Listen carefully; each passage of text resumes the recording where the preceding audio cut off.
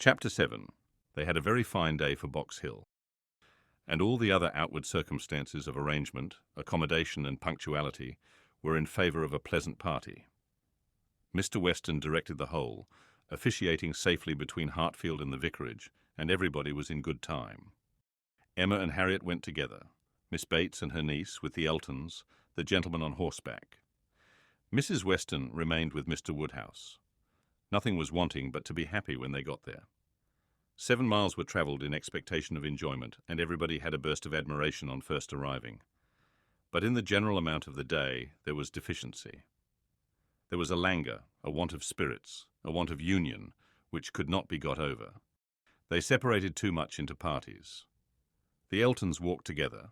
Mr. Knightley took charge of Miss Bates and Jane, and Emma and Harriet belonged to Frank Churchill, and Mr. Weston tried in vain to make them harmonise better. It seemed at first an accidental division, but it never materially varied. Mr. and Mrs. Elton, indeed, showed no unwillingness to mix, and be as agreeable as they could. But during the 2 whole hours that were spent on the hill, there seemed a principle of separation between the other parties, too strong for any fine prospects, or any cold collation, or any cheerful Mr. Weston to remove. At first it was downright dullness to Emma. She had never seen Frank Churchill so silent and stupid. He said nothing worth hearing, looked without seeing, admired without intelligence, listened without knowing what she said. While he was so dull, it was no wonder that Harriet should be dull likewise. And they were both insufferable. When they all sat down it was better, to her taste a great deal better, for Frank Churchill grew talkative and gay, making her his first object. Every distinguishing attention that could be paid was paid to her. To amuse her and be agreeable in her eyes seemed all that he cared for, and Emma, glad to be enlivened, not sorry to be flattered, was gay and easy too, and gave him all the friendly encouragement, the admission to be gallant, which she had ever given in the first and most animating period of their acquaintance, but which now, in her own estimation, meant nothing, though in the judgment of most people looking on, it must have had such an appearance as no English word but flirtation could very well describe. Mr. Frank Churchill and Miss Woodhouse flirted together excessively. They were laying themselves open to that very phrase, and to having it sent off in a letter to Maple Grove by one lady, to Ireland by another. Not that Emma was gay and thoughtless from any real felicity. It was rather because she felt less happy than she had expected. She laughed because she was disappointed, and though she liked him for his attentions, and thought them all, whether in friendship, admiration, or playfulness, extremely judicious, they were not winning back her heart. She still intended him for her friend. "How much I'm obliged to you," said he, "for telling me to come today. If it had not been for you, I should certainly have lost all the happiness of this party. I had quite determined to go away again. Yes, you were very cross, and I do not know what about, except that you were too late for the best strawberries. I was a kinder friend than you deserved. But you were humble. You begged hard to be commanded to come. Don't say I was cross. I was fatigued. The heat overcame me. It is hotter today. Not to my feelings. I am perfectly comfortable today. You are comfortable because you are under command." "Your command?" "Yes. Perhaps I intended you to say so, but I meant self-command. You had, somehow or other, broken bounds yesterday, and run away from your own management. But today you are got back again, and as I cannot be always with you, it is best to believe your temper under your own command, rather than mine. It comes to the same thing. I can have no self-command without a motive. You order me whether you speak or not, and you can be always with me. You are always with me. Dating from 3 o'clock yesterday, my perpetual influence could not begin earlier, or you would not have been so much out of humour before. 3 o'clock yesterday, that is your date. I thought I had seen you first in February. Your gallantry is really unanswerable. But, lowering her voice, nobody speaks except ourselves, and it is rather too much to be talking nonsense for the entertainment of 7 silent people. "I say nothing of which I'm ashamed," replied he, with lively impudence. "I saw you first in February. Let everybody on the hill hear me if they can. Let my accents swell to Mickleham on one side, and Dorking on the other. I saw you first in February." And then whispering, "Our companions are excessively stupid. What shall we do to rouse them? Any nonsense will serve. They shall talk. Ladies and gentlemen, I am ordered by Miss Woodhouse, who, wherever she is, presides, to say that she desires to know what you are all thinking of." Some laughed, and answered good-humouredly. Miss Bates said a great deal. Mrs. Eltons swelled at the idea of Miss Woodhouse's presiding. Mr. Knightley's answer was the most distinct. "Is Miss Woodhouse sure that she would like to hear what we are all thinking of?" "Oh, no, no," cried Emma, laughing as carelessly as she could. "Upon no account in the world. It is the very last thing I would stand the brunt of just now. Let me hear anything rather than what you are all thinking of." "I will not say quite all. There are one or two, perhaps," glancing at Mr. Weston and Harriet, "whose thoughts I might not be afraid of knowing." "It is a sort of thing," cried Mrs. Elton emphatically, "which I should not have thought myself privileged to inquire into. Though perhaps as the chaperon of the party, I never was in any circle, exploring parties, young ladies, married women." Her mutterings were chiefly to her husband, and he murmured in reply, "Very true, my love, very true. Exactly so, indeed, quite unheard of. But some ladies say anything. Better pass it off as a joke. Everybody knows what is due to you." "It will not do," whispered Frank to Emma. "They are most of them affronted. I will attack them with more address. Ladies and gentlemen, I am ordered by Miss Woodhouse to say that she waives her right of knowing exactly what you may all be thinking of, and only requires something very entertaining from each of you, in a general way. Here are 7 of you besides myself, who, she is pleased to say, am very entertaining already, and she only demands from each of you either one thing very clever, be it prose or verse, original or repeated, or 2 things moderately clever, or 3 things very dull indeed, and she engages to laugh heartily at them all." "Oh, very well," exclaimed Miss Bates. "Then I need not be uneasy. 3 things very dull indeed. That will just do for me, you know. I shall be sure to say 3 dull things as soon as ever I open my mouth, shan't I?" Looking round with the most good-humoured dependence on everybody's assent. "Do not you all think I shall?" Emma could not resist. "Ah, ma'am, but there may be a difficulty. Pardon me, but you will be limited as to number, only 3 at once." Miss Bates, deceived by the mock ceremony of her manner, did not immediately catch her meaning, but when it burst on her, it could not anger, though a slight blush showed that it could pain her. "Ah, well, to be sure. Yes, I see what she means," turning to Mr. Knightley, "and I will try to hold my tongue. I must make myself very disagreeable, or she would not have said such a thing to an old friend." "I like your plan," cried Mr. Weston. "Agreed, agreed. I will do my best. I am making a conundrum. How will a conundrum reckon?" "Low, I am afraid, sir, very low," answered his son, "but we shall be indulgent, especially to anyone who leads the way." "No, no," said Emma, "it will not reckon low. A conundrum of Mr. Weston's shall clear him and his next neighbour. Come, sir, pray let me hear it." "I doubt its being very clever myself," said Mr. Weston. "It is too much a matter of fact, but here it is. What 2 letters of the alphabet are there that express perfection?" "What 2 letters? Express perfection? I am sure I do not know." "Ah, you will never guess. You, to Emma, I am certain, will never guess. I will tell you. Monsieur and Emma. Do you understand?" Understanding and gratification came together.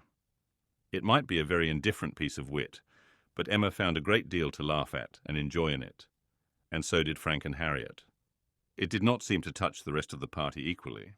Some looked very stupid about it, and Mr. Knightley gravely said, "This explains the sort of clever thing that is wanted, and Mr. Weston has done very well for himself, but he must have knocked up everybody else. Perfection should not have come quite so soon." "Oh, for myself I protest I must be excused," said Mrs. Elton. "I really cannot attempt. I am not at all fond of the sort of thing.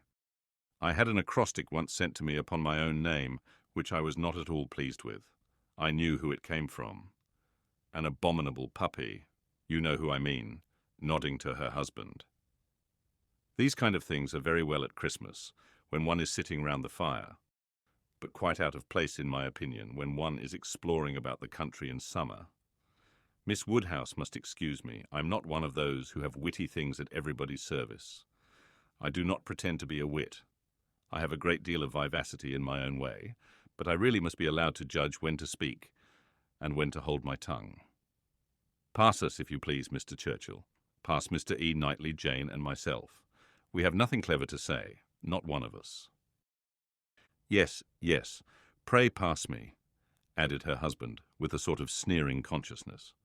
I have nothing to say that can entertain Miss Woodhouse or any other young lady.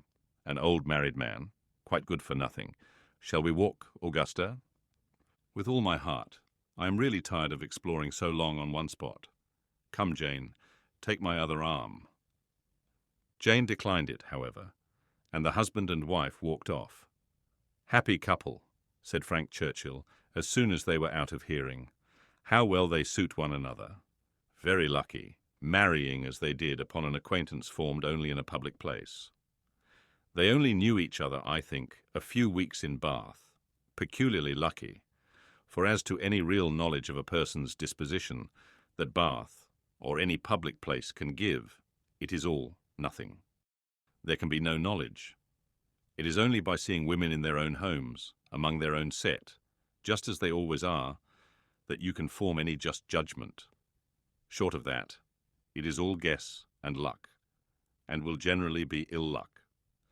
How many a man has committed himself on a short acquaintance and rued it all the rest of his life? Miss Fairfax, who had seldom spoken before, except among her own confederates, spoke now. Such things do occur, undoubtedly. She was stopped by a cough. Frank Churchill turned towards her to listen. "You were speaking," said he, gravely. She recovered her voice. "I was only going to observe that though such unfortunate circumstances do sometimes occur both to men and women, I cannot imagine them to be very frequent. A hasty and imprudent attachment may arise, but there is generally time to recover from it afterwards. I would be understood to mean that it can be only weak, irresolute characters, whose happiness must be always at the mercy of chance, who will suffer an unfortunate acquaintance to be an inconvenience, an oppression forever." He made no answer, merely looked, and bowed in submission, and soon afterwards said, in a lively tone, "Well, I have so little confidence in my own judgment, that whenever I marry, I hope somebody will choose my wife for me. Will you?" turning to Emma. "Will you choose a wife for me? I am sure I should like anybody fixed on by you. You provide for the family, you know," with a smile at his father. "Find somebody for me. I am in no hurry. Adopt her, educate her, and make her like myself. By all means, if you can. Very well. I undertake the commission. You shall have a charming wife. She must be very lively and have hazel eyes. I care for nothing else. I shall go abroad for a couple of years, and when I return, I shall come to you for my wife."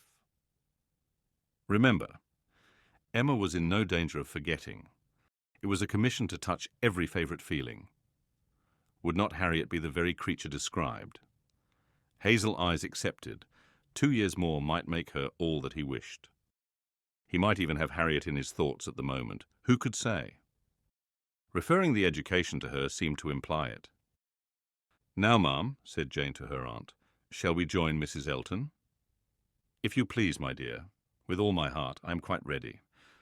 I was ready to have gone with her, but this will do just as well. We shall soon overtake her. There she is. No, that's somebody else. That's one of the ladies in the Irish car party. Not at all like her. Well, I declare." They walked off, followed in half a minute by Mr. Knightley. Mr. Weston, his son, Emma and Harriet only remained, and the young man's spirits now rose to a pitch almost unpleasant.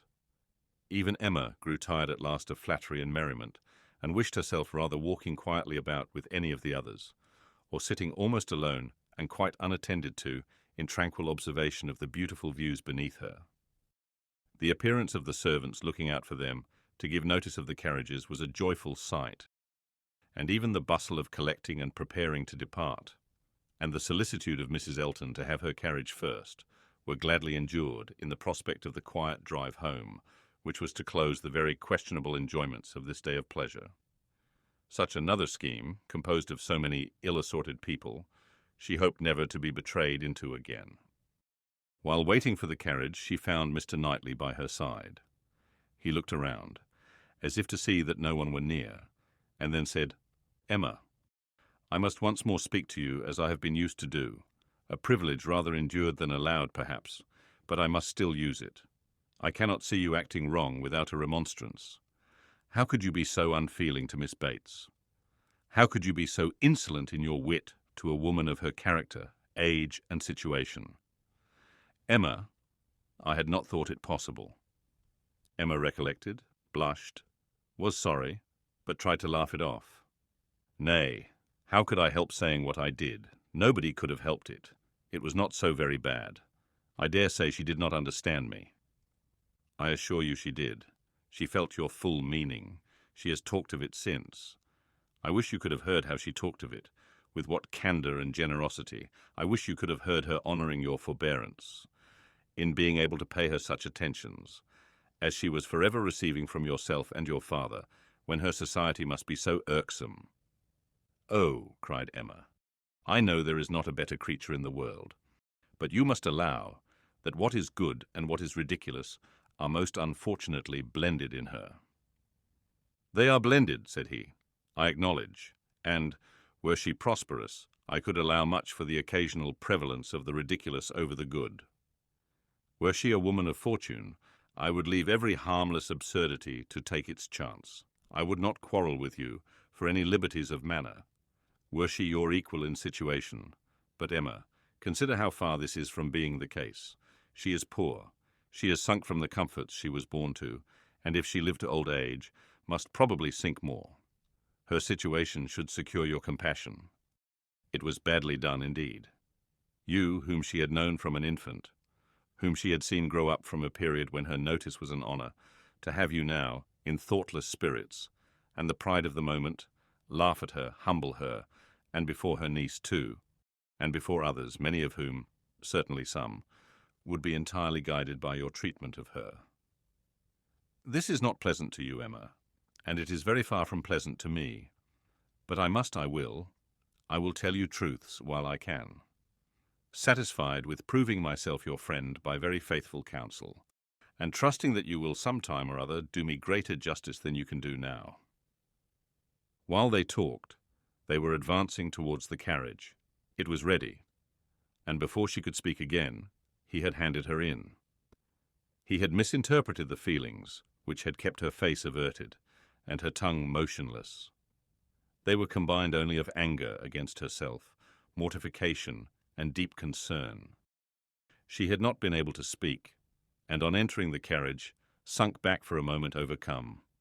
Then reproaching herself for having taken no leave, making no acknowledgment, parting in apparent sullenness, she looked out with voice and hand eager to show a difference, but it was just too late. He had turned away, and the horses were in motion. She continued to look back, but in vain, and soon, with what appeared unusual speed, they were halfway down the hill, and everything left far behind.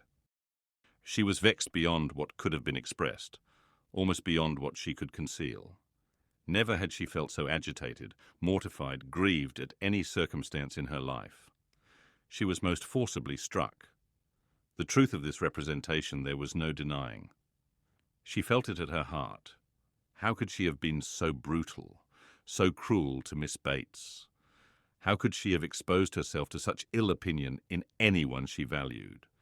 And how suffer him to leave her without saying one word of gratitude, of concurrence, of common kindness? Time did not compose her. As she reflected more, she seemed but to feel it more. She never had been so depressed. Happily, it was not necessary to speak. There was only Harriet, who seemed not in spirits herself, fagged and very willing to be silent.